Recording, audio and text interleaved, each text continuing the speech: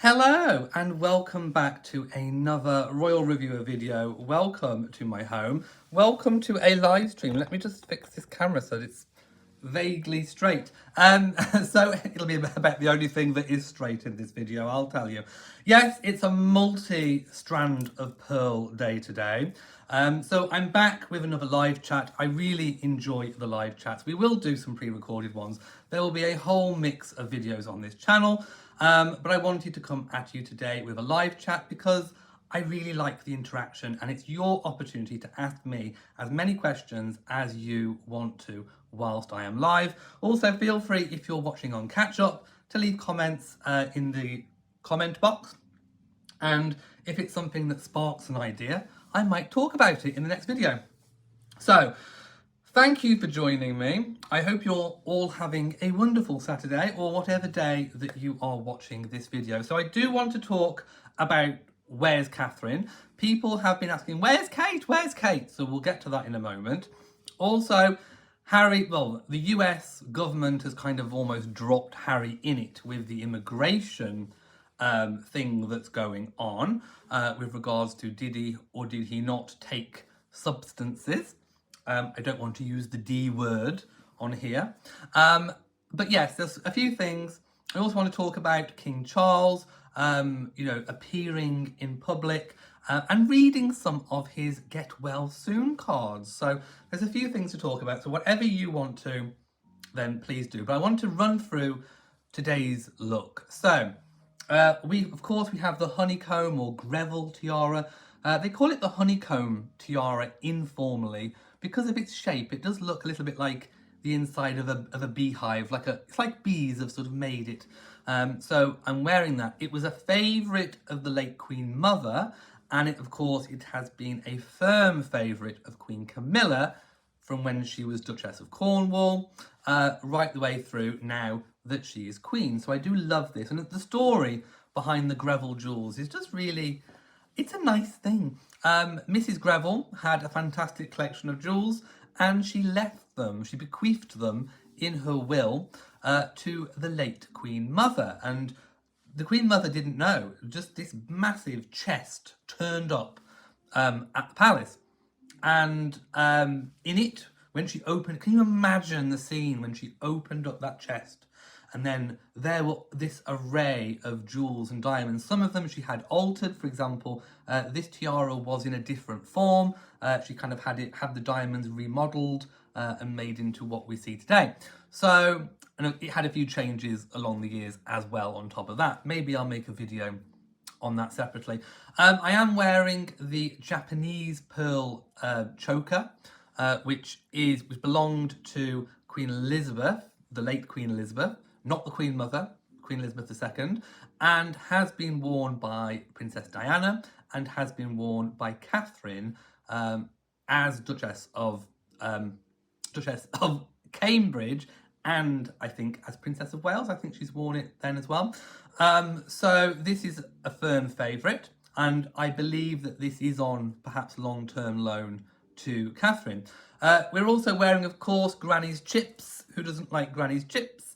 The pearls are my own. They belong to my grandmother. And this mink butterfly is also from my grandmother's collection. So there we go. I just thought it was rather lovely.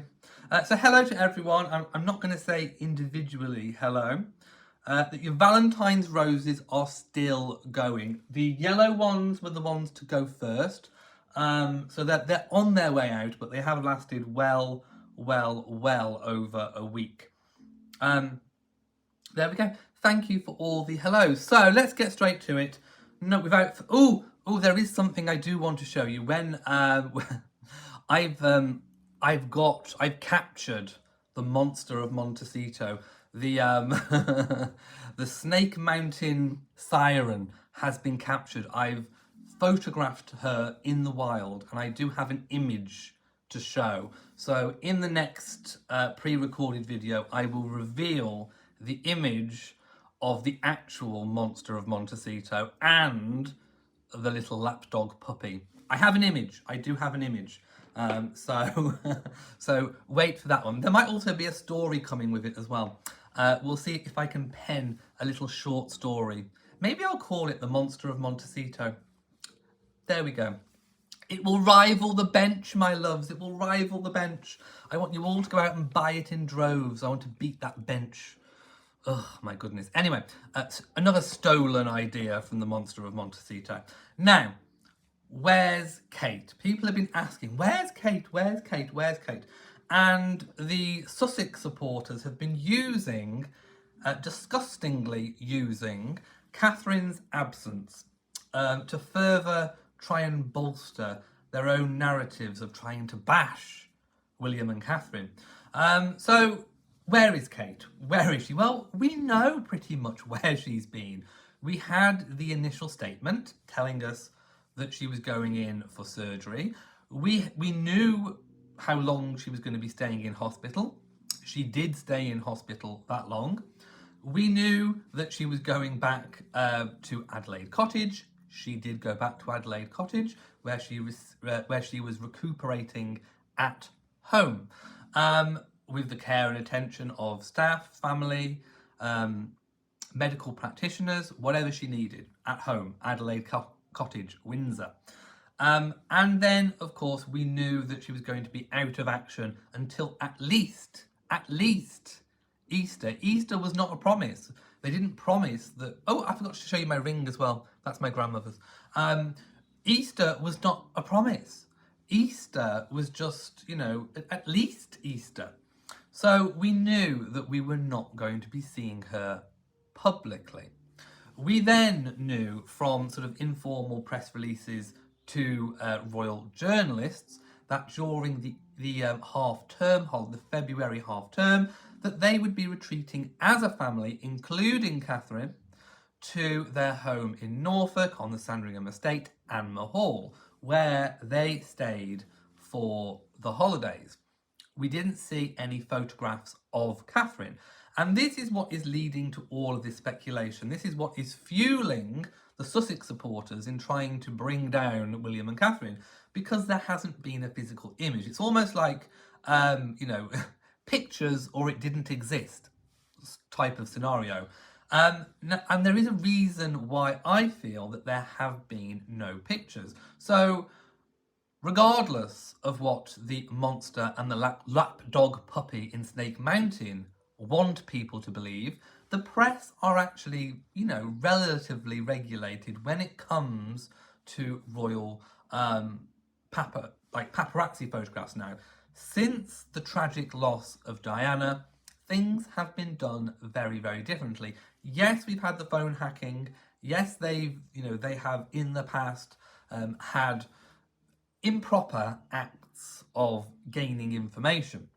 But when it comes to stalking royals, they don't do it. And that is largely due to the unofficial deals and agreements that the royal family do. Remember, it's a symbiotic relationship between the press, the state, and the royal family.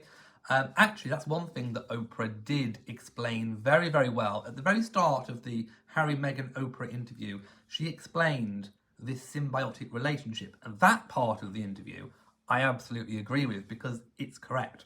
And since Diana, they've had this symbiotic relationship has kind of grown into an understanding.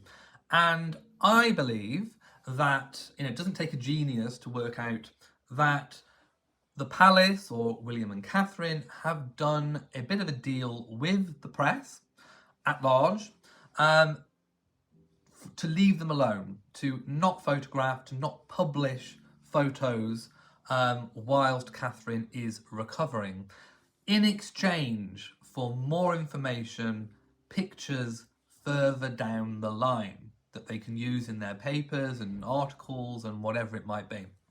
So this is a good deal for the press. Obviously they're not stepping on any royal toes, and the suspense builds with the public. And then eventually, when Catherine is ready to release photos or a video or something or an interview, then the press will obviously perhaps get a scoop, and they will make whatever it is they make in money off the back of that. So yes, I do believe that the press have an informal deal with the palace and William and Catherine to protect her privacy at this time. Now, of course, Harry and Meghan could have had the same if they'd have had the fortitude and the good grace to have accepted that with a position of power and privilege comes a duty and a responsibility. And part of that is not having your cake and eating it. Megsy Baby 2.0 wants all of the cake and she wants to eat all of it. Let's do a Sussex, a Snake Mountain shimmy. Urgh. They didn't get it. They didn't get it at all. William and Catherine get it. They get and they understand the symbiotic relationship. Harry and Meghan do not. So that's why I think we haven't seen Catherine. Also, the length of time that she was in hospital, the length of time spent recovering that we knew about from the start indicates that yes, there is something wrong with Catherine. She's recovering from a serious operation.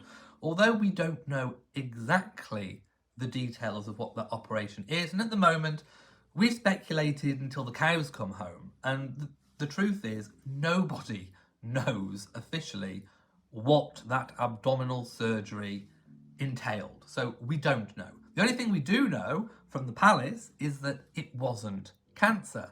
And I do believe that because I don't think they would have specifically singled that out if it was true. I think they did want to alleviate a few fears. So don't be put off or don't be misguided that we haven't seen Catherine out and about. We're not going to see her out and about doing cartwheels. She's not going to be doing star jumps on the lawn. You know, she's not going to be doing yoga for everyone to see. She's recovering from serious surgery. And, you know, that takes privacy. I think in due course, when she's recovered enough, at the moment she's concentrating on herself, I think there will be some kind of press release, some kind of statement, giving us more information on what it is that she's had. Perhaps she will even use her experience of whatever it is she's gone through to help a particular cause or a particular charity related to whatever the illness was, whatever the surgery was that was trying to fix. So I don't think it's weird that we haven't seen Catherine. You know, it is typical to kind of go to ground when you are not feeling well, when you've had major surgery. In comparison, now this is a stark contrast, we have the King Charles, who has made very, very public knowledge of what his illness is. And that is his individual choice. It is a big departure, I've spoken about this before, from how the royals have communicated and spoken and treated royal illness and operations in the past. But he is utilising his illness to help people. And of course, if the king was down for X amount of time, we would all be wondering what was going on. It would be a big, massive deal. It really would be, where is Charles? Where is the king? So I think he made the right decision. Also, his prostate operation was not as, major surgery as whatever Catherine's had done. So that is a big difference. Plus, obviously, I think it is important that we do know that the king has cancer and he's going through all of the relevant treatment. It does help people. So we've got kind of Catherine going a little bit underground and we've got the king being very forward. Two very different illnesses. Again, that suggests to me that Catherine's illness is taking a lot more getting used to, a lot more adjusting to, which again shows that it was quite major surgery. And I do really believe that it was major surgery. So the king is looking well. I didn't expect to see him doing his weekly audiences with the Prime Minister, so we got to see him there. He is looking pale. He's looking a little bit more sort of grey of complexion. Still has his hair, which, we're still not sure whether it's radiotherapy or chemotherapy. I think, all the evidence is kind of or the clues are leading more towards chemotherapy, but we don't know for sure, so we will see sort of what happens there, how he progresses. But at the moment, he is well enough to have these kind of private audiences and still attend to his red boxes of official papers. So the king, in the early stages of this treatment, is still very, very much in action, which is good to see. We also saw a really fascinating moment where he was reading some of the mail, some of the get well soon cards, and of course he spoke to the Prime Minister about how some of them made him cry and become over all emotional. I think he has really been taken by the outpouring of compassion that has been shown to him. Genuine compassion, not fly-by-night compassion. And you all know who I'm talking about by Fly-by-Night, don't you? That should be his middle name, Fly-by-Night. Harry Fly-by-Night Mountbatten Windsor should be the name. So, genuine compassion. I loved the card that he was reading in the little video. That was fantastic. So, it's good to see the king as well as he is looking. Does look a little pale, maybe a little bit grey of pallor, but he certainly is doing well, and I really, really, really love that. So let me just answer some questions, because it is a live chat, and I do like to answer some questions. Thank you, Catherine, who says, good afternoon, good to see you, looking absolutely gorgeous as per. Have a good weekend, and I hope all of you have a good weekend too. The Real Gigi says her time recovering is completely normal. I agree. Jennifer says, do you think King Charles's video puts more pressure on the Waleses to put out? Yes, I think it does in a certain way. Because like I said, you've got two very stark contrasts of how they're dealing with the issue. The thing that I probably would say is that it alludes to the fact of how major I think Catherine's surgery and recovery is.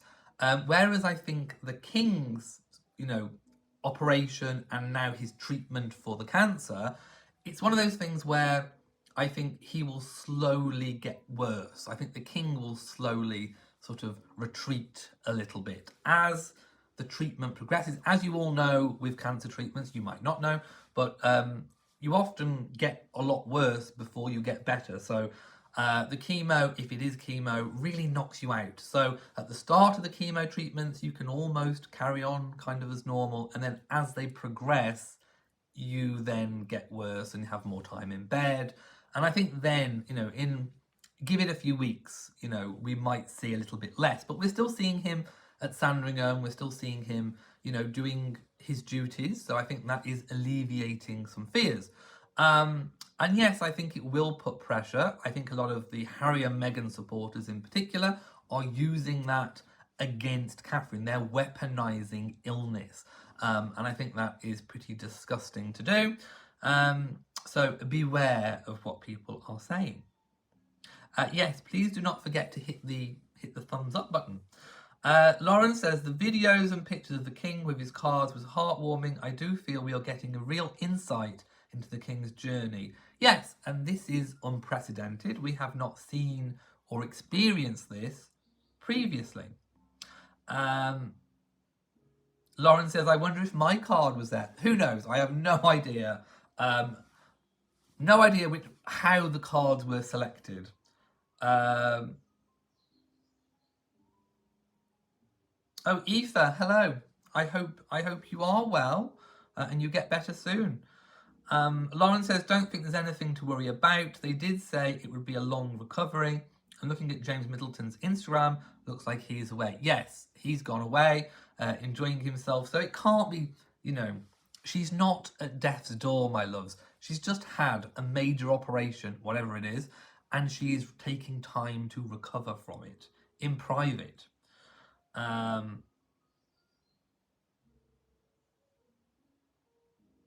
A Dog's Life says, I had 2 serious abdominal ops within a few days of each other. Took me a year to feel really myself again. Had bruising for months and months.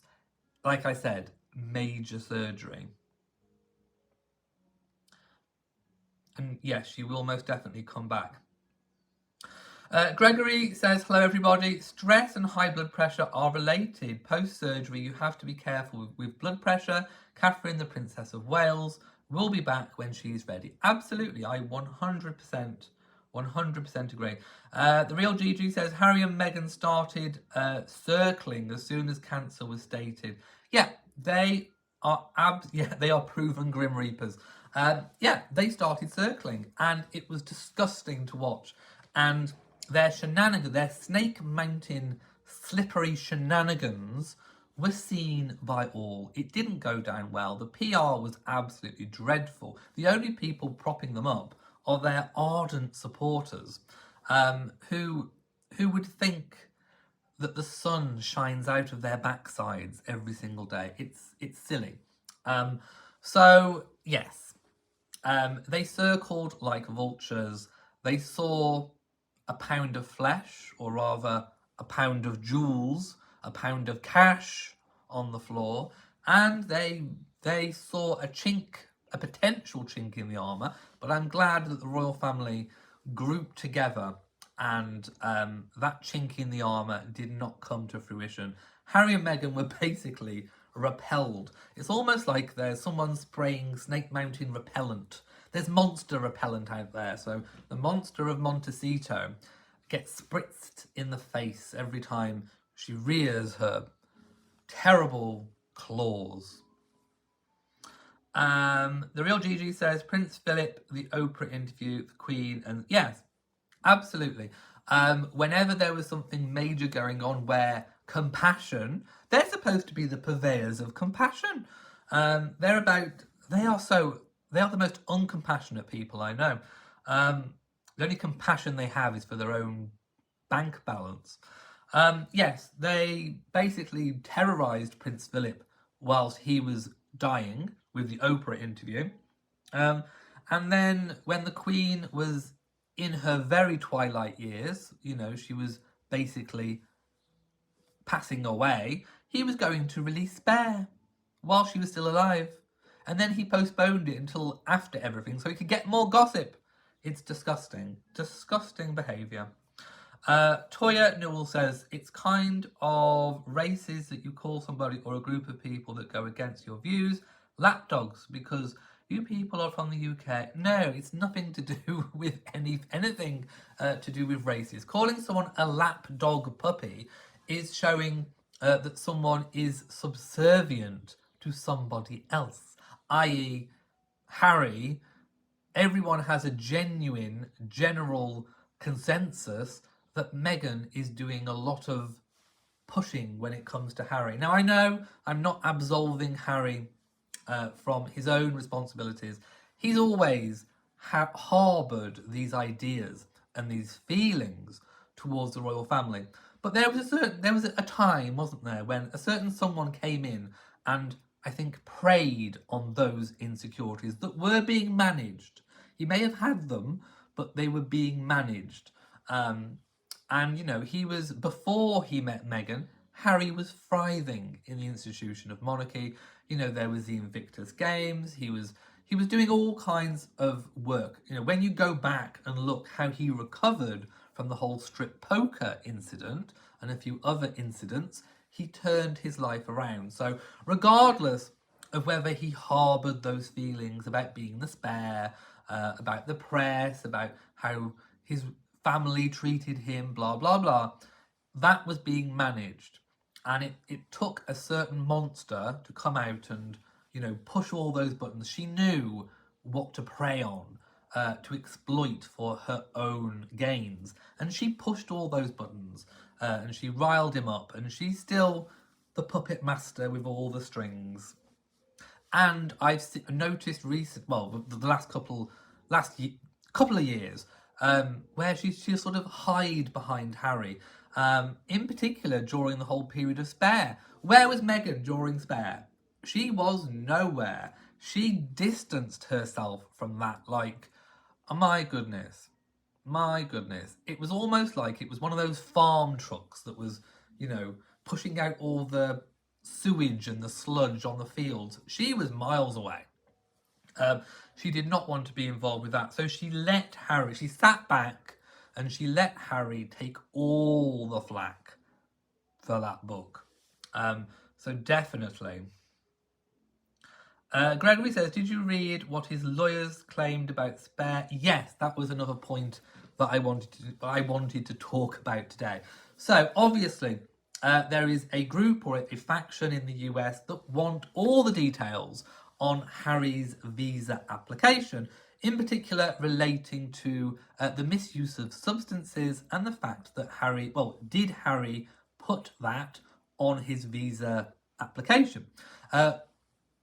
Owing to that in Spare, he admitted to taking certain illegal substances. So we know that it's not an automatic decline in the US if you take substances or have taken substances prior. They do have a certain amount of autonomy over whether they do or do not allow you in. So I don't think there isn't a clear-cut precedent. I think there can be dispensations, which also can be a precedent. But what I think they want to get down to is, did he lie? Was there a lie being told? Did he disclose what he disclosed in Spare in the visa application? And that's what they want to know. So the US government sort of came back with, just because something is written in a book doesn't make it true, which I thought was the biggest slap in the face for Harry that they could have done. I mean, it would have been less of a slap in the face for Harry for them to have actually released the information that's been requested. Because basically, it just said, well, the US government don't believe a word he says. That what's in Spare cannot be trusted. Just because he says something, just because it's his truth, and I have a big problem, a massive problem with, your truth or their truth. No, there is only one truth. There is the truth. And somebody writing something in a book, somebody telling a story, somebody doing an interview, that is their version of the truth. It's a side of the story. Truth should not even be brought into it, unless you've got evidence of, and wouldn't it have been amazing to have actually been a fly on the wall, or to have had video footage of all of these different conversations in the full context of how Harry described it in Spare? Wouldn't it have been wonderful to have actually seen Harry being pushed into the dog bowl, and not just Harry being pushed into the dog bowl, but why Harry was pushed into the dog bowl? I would love to know what Harry had done to rile William up so much that he ended up in the dog bowl. Wouldn't that be wonderful to actually see? And that's, of course, if you even believe that story to begin with. Remember, it is only Harry's version of events and should not be taken seriously at all. It's an account, but it is not a factual account, because we haven't got the other side of the story. We don't have the video footage. We don't have, eyewitness accounts. So beware. But the US government basically slapped him in the face and said, it could be a complete load of nonsense what he's saying. So just like what we were all thinking, spare me, spare. Just a complete load of nonsense. So that's what I kind of think about that. Gregory says, in a way, it works for the benefit of the royal family. Now we doubt even the conflict with the Dogs Bowl. Exactly. And like I say, I would, if the Dog Bowl story is true, and it's a big if, but if it is true, I would have loved to know what made William so angry. There was definitely something. Harry must have done or said something so horrendous that got William riled up to do that. People don't push people in dog bowls for no apparent reason. Jan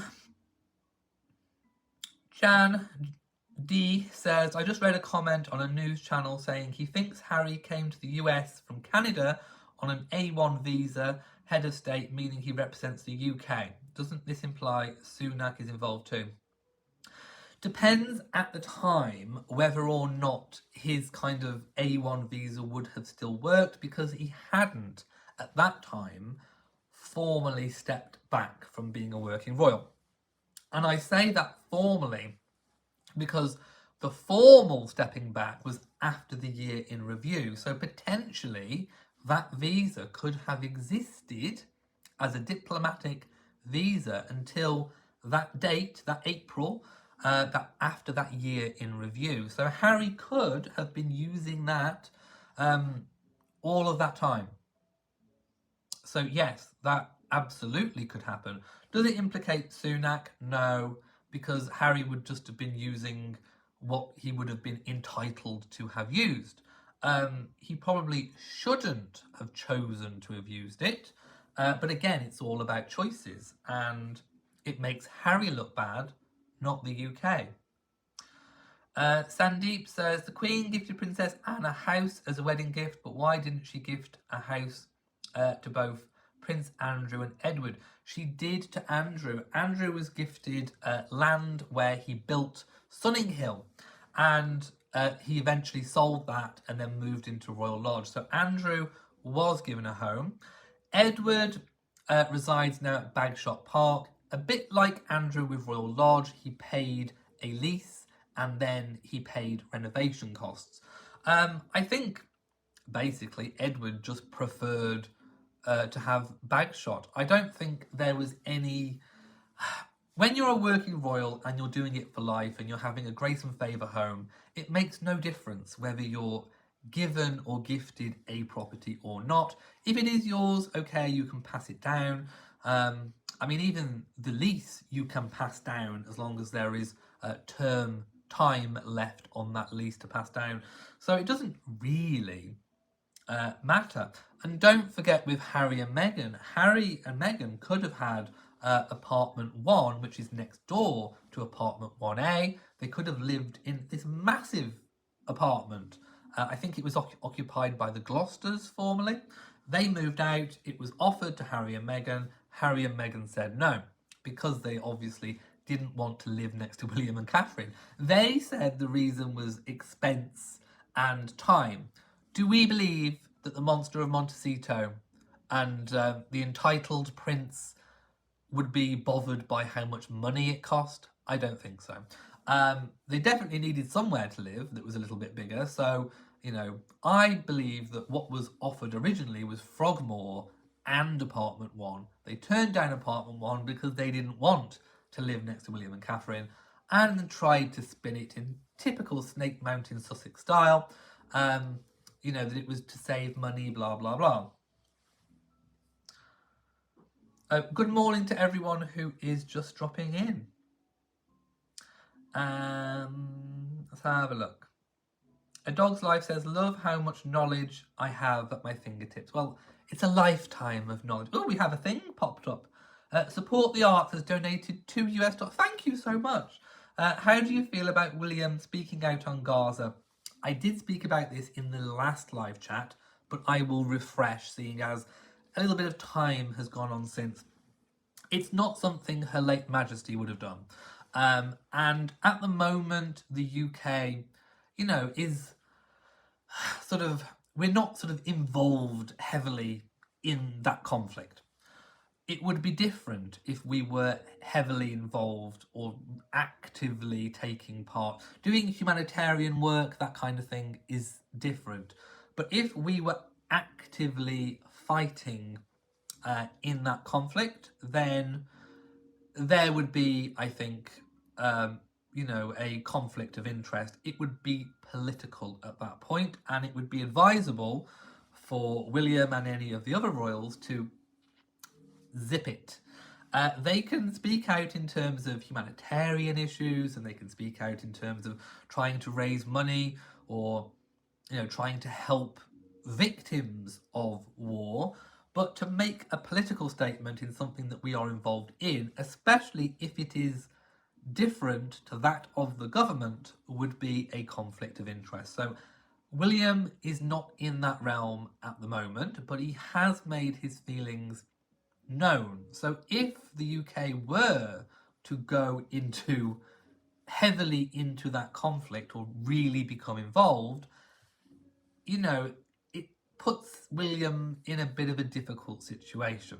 So I would advise that in terms of your political opinions, keep them to yourself. In terms of helping people, supporting victims of war, supporting civilians, that is okay. But there is a fine line, and I think William does need to look out on it. You can be anti-war without, you know, being political about it. There is a very, very, very fine line. So I think he does need to be careful. And yeah, he just needs to exercise a little bit of caution. A Dog's Life says, I know William's statement was very balanced and tried to be completely neutral, but my gut feeling is it would have been better to have not done it. Now we know his feelings a bit too. Yes, that's exactly what I mean. He could have released a statement, you know, urging people to support charities, helping civilians, that kind of thing. I think would have showed his feelings, but without showing them, if you get what I mean. Sort of speaking around the subject. Lauren says, I really don't know why everyone has gone overboard with what William said. He basically just said he would not like to see people continuing to get hurt. Yeah, but if it's a conflict that potentially the UK could be involved with, it shows that you are against the government of the day. So it does have connotations, shall we say. Little Annie says, William had the approval of the government to say what he did. Well, we don't 100% know he had he was sanctioned to say that. That's not been proven. But yes, he's just got to be. Oh, we've had someone join the royal household, my lovies. Welcome to Sylvan Dryad. Hello. Jeremy says, which tiara are you currently wearing? It's the honeycomb or Greville tiara. Honeycomb affectionately, but it is actually the Greville tiara. But it looks like a honeycomb. Right, was there anything else that I've missed on my list? Oh yes, Megan dining with Oprah. So we see Megan leaning in times of need, in times of desperation. Megan, the monster of Montecito, leans on her friend. So she was seen dining with Oprah. Now, if that's not a conflict of interest, I don't know what is. Anyway, dining with Oprah. So I hope they had a lovely meal. I wonder what they dined on. Probably Megan probably chose, what would Megan have had? Maybe the souls of the victims that she's trampled on in her past to get to where she is today. I'm just saying. And then maybe finish off with a little bit of ice cream. I don't know. Anyway, she had dinner with Oprah. I mean, what's to say, really? She just had dinner with Oprah. I mean, if I wanted dinner with Oprah, I could have dinner with Oprah if I wanted. I might have dinner with Camilla next. I don't know. So yeah, she's been out and about. Whatever. Was she wearing leggings? I think she was wearing leggings. King Charles's hot Equerry news. We have an update. Heart swooning. Well, you might not be swooning for too long because the hot Equerry. Now I'm going to have to start saying it in the British way. Lieutenant Johnny Thompson. Anyway, he is being withdrawn from public-facing roles. Apparently, he doesn't like the attention, and he's asked to not have a public-facing role, which is sad news for everyone. The swooning will be over. Don't worry, there is another hot totty on the scene as well. I'll post a picture of him. Ooh, I'm feeling all giddy. So yes, I heard that perhaps he's having a less public-facing role, but still high up. So I think he's potentially moving to a more serious administrative type role supporting the king, which would be sad if it was true. So we'll have to wait and see whether or not it is true. But it would be very, very sad for all of the royal fans if we didn't get to see the hot totty. My goodness. A dog's life, yes, he's been promoted. Yes, it's not a demotion. It's definitely not a demotion. But I think it's a role that is less public facing. So let's hope that he is replaced, or let's hope his role is filled by somebody equally as hot, because we've got used to seeing some hot toddy, haven't we? Support the Art says Oprah has more fame, talent, and fortune in her pinky than Meghan will ever hope to have. Yes, and she exploited the Sussexes as well. The Sussexes think that they exploit people, but really, a lot of the time, people get their fair share out of them. So, for example, Oprah wanted to have the Martin Bashir interview. Oprah wanted it back in the day, and she didn't get Diana, but she did get her son. And Oprah knew what she was doing. She knew she'd have, the biggest interview of the decade, and she did, and she made her money from that. She milked that Sussex cow for all it was worth, and Harry and Meghan just got into trouble. They got themselves into trouble. I'm not blaming Oprah. Oprah is savvy. Oprah knows what she's doing. She's been on the scene a long time. She's very clever. She gets it. And she milked them for all it was worth. Harry and Meghan came out of it, wounded. Wounded. And they still haven't got over it, because they just opened up a can of worms. They opened up this web of lies that's been unpicked by everybody, and it started the decline. H.A. Bracken says it seems like his marriage ended and was photographed with a new woman. That's when it was over for him, Johnny Thompson. I don't think his position is necessarily to do... I don't think his promotion is to do with his marriage breaking down, but certainly it may have put strain on his relationship, all the attention he was getting. I mean, quite just attention, I have to say. The Real Gigi says a lot more people have seen the real Oprah lately. Maui was a sign of evil. They're evil. I don't think we got much reporting on whatever happened. I did hear something happened, but it certainly wasn't big, massive news over here.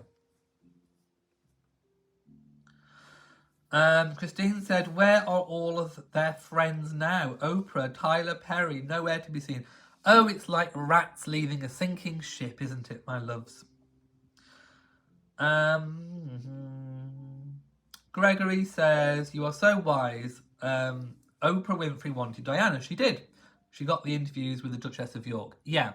But Sarah Duchess of York is very clever with when she does interviews, because she's very personable.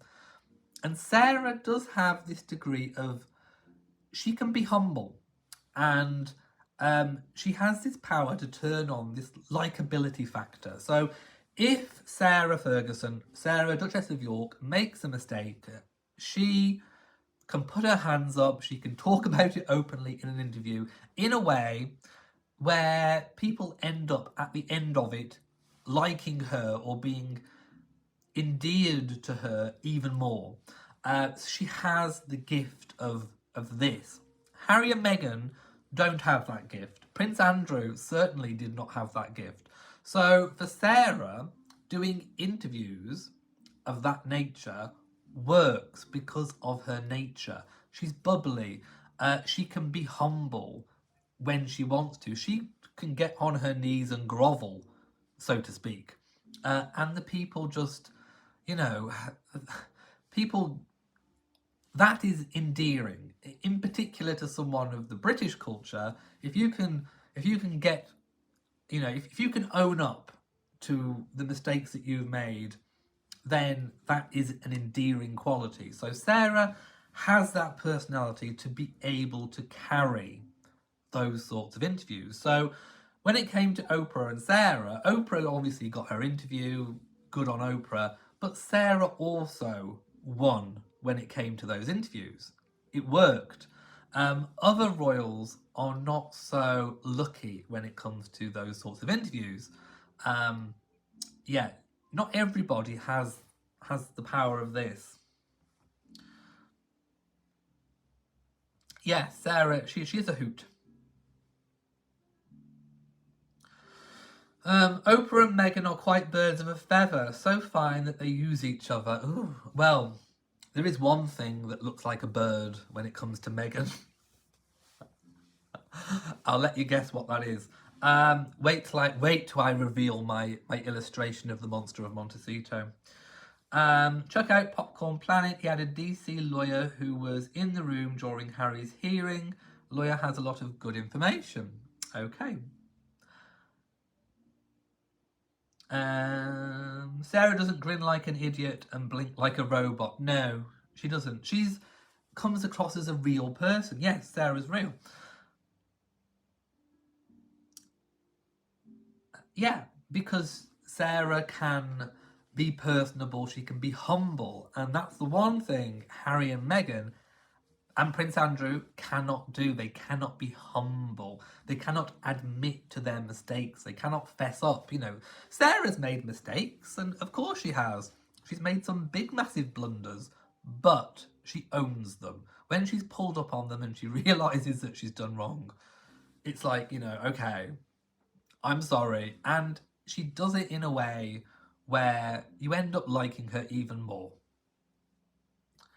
Christine says chicken legs. Well, I'm not going to say anything, my loves. Flamingo legs. Yes, we've all made, we wouldn't be human if we hadn't made mistakes.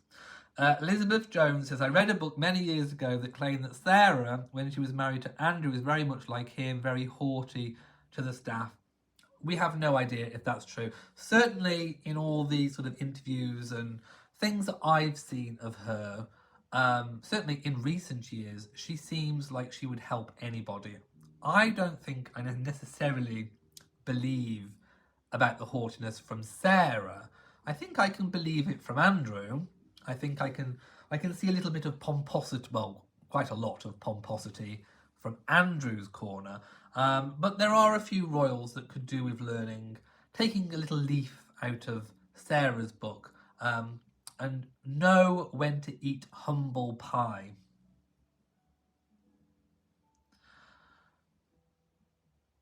Support the artists. I love that the late Queen gave her dogs to Fergie. They were quite close. And that, I think, says it all. If Sarah was this big haughty meanie, do you honestly think that her late Majesty would have much to do with her post-divorce? The Queen, the late Queen was very friendly and open and warm towards Sarah. The Duke of Edinburgh, not so much, but her late Majesty was. And I think that's everything on my list. So I'm going to leave it here for now. So thank you for today. As always, like, comment, share. It really does help if you share the video. There's a button that says share with an arrow. If you click on it and then copy and paste the link, you can copy and paste the link onto Facebook, on Twitter, or X, whatever. I still call it Twitter. You can post it around because it really does help. So, in fact, the Royal Tarot, thank you for watching the tarot video. Sometimes for me, I like to try something different just to keep things fresh and entertaining for myself. So although I don't profess to be a very great tarot reader, I do find it to be a very intuitive experience. So what I find is that the pictures on the cards kind of get you to think on a deeper level.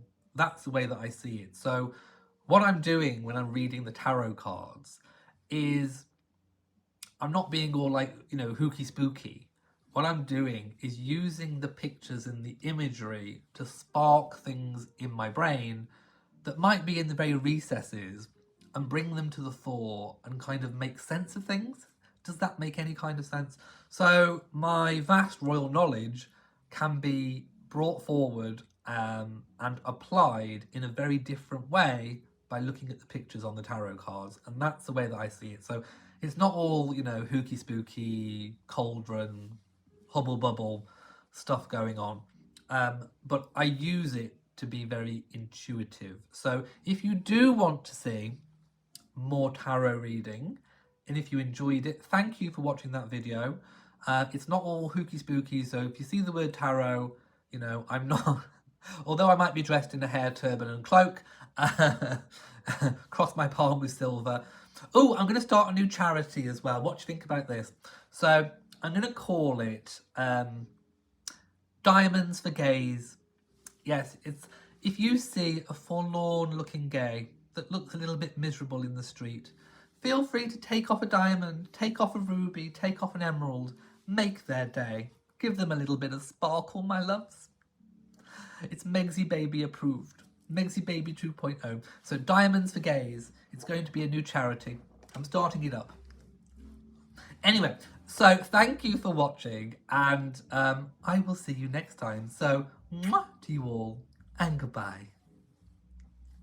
Have you all seen my ring? I'm going to do it Megsy Baby style. Have you seen my ring?